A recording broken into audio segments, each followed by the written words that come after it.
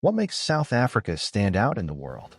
Famous for its breathtaking landscapes, diverse cultures, and iconic wildlife like the Big Five, South Africa has long been a top travel destination and one of Africa's largest economies. With a population of over 60 million people, it is known for its vibrant history, which ranges from its indigenous peoples to the struggles during colonization and apartheid, ultimately leading to its transformation into a democratic nation. In this video, we'll explore South Africa's journey through time, beginning with the country's ancient civilizations, followed by the effects of colonization, the resistance against apartheid, and its emergence as a modern, democratic society. Let's take a closer look at the events that have shaped this remarkable country. The history of South Africa begins long before European explorers arrived. The first people to inhabit the region were the Khoisan, who lived there for thousands of years.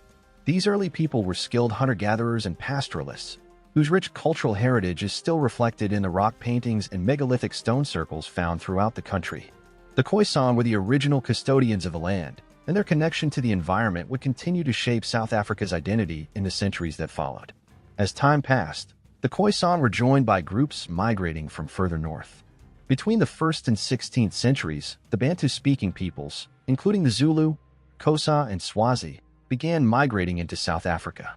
These groups brought with them new languages, customs, and agricultural practices, further enriching the cultural diversity that would come to define South Africa. Together, these early communities laid the foundation for a complex, multi-layered society. In the 15th century, European explorers set their sights on new sea routes to Asia, and South Africa's strategic location became increasingly important.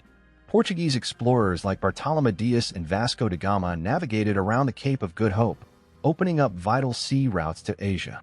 Dias' journey in 1488 was the first European attempt to sail around the southern tip of Africa, and in 1497, Vasco da Gama's successful voyage to India cemented South Africa's role as a crucial trading hub.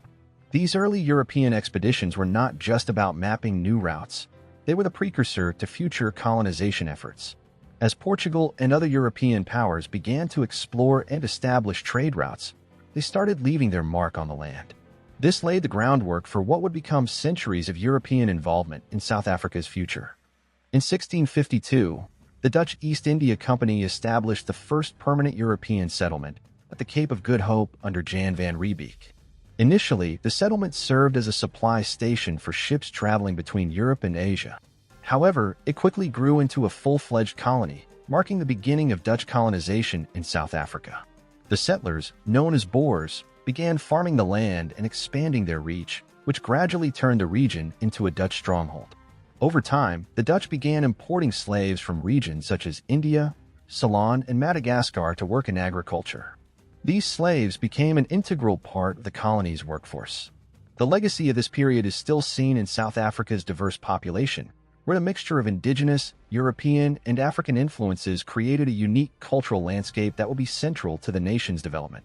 By the 19th century, the Dutch settlers, now known as Boers, faced tensions with British colonial authorities who had taken control of the Cape Colony. Seeking autonomy, the Boers embarked on the Great Trek in the 1830s, migrating northward into the interior of South Africa. Their goal was to establish independent republics where they could live free from British rule.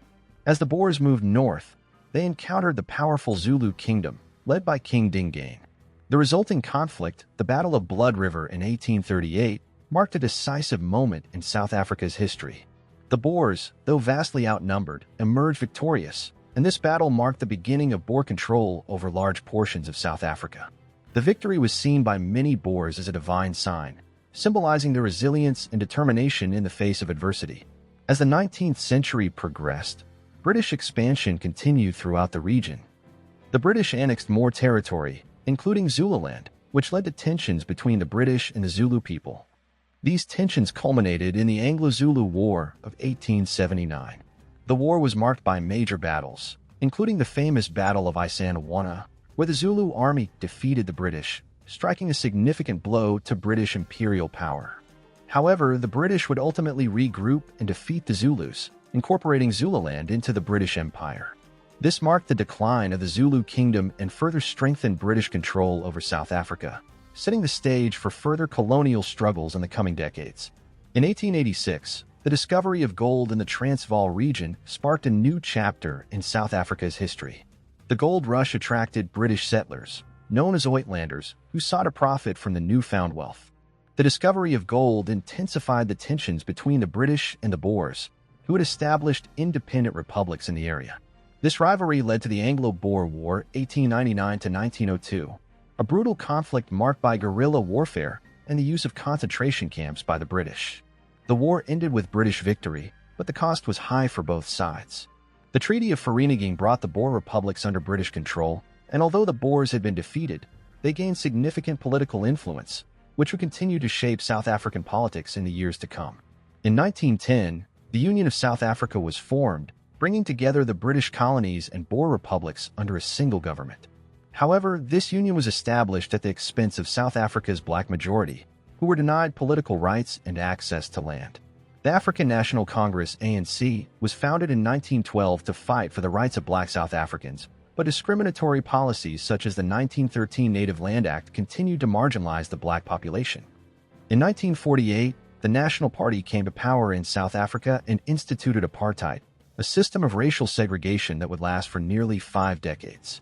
Under apartheid, black South Africans were forced into separate areas, with limited access to education, healthcare, and public facilities. The effects of apartheid were devastating, and resistance to the regime grew over time. In 1960, the Sharpeville Massacre, where police killed 69 peaceful protesters, galvanized the struggle against apartheid. In the 1990s, after years of resistance and increasing international pressure, apartheid began to collapse. Nelson Mandela, who had spent 27 years in prison, was released in 1990. He played a pivotal role in negotiating the peaceful end of apartheid. In 1994, South Africa held its first multiracial elections, and Nelson Mandela became the country's first black president, symbolizing the official end of apartheid and the beginning of a new era of reconciliation. Today, South Africa stands as a democratic republic with a diverse society. While the country has made significant strides since the end of apartheid, it continues to face challenges such as economic inequality, high unemployment, and crime. The gap between rich and poor remains a major issue, particularly in rural areas, but South Africa has a growing economy driven by mining, agriculture, and tourism. South Africa is a global leader in mining, particularly in gold and platinum, and its tourism industry continues to attract millions of visitors each year. Politically, the African National Congress (ANC) remains the dominant party.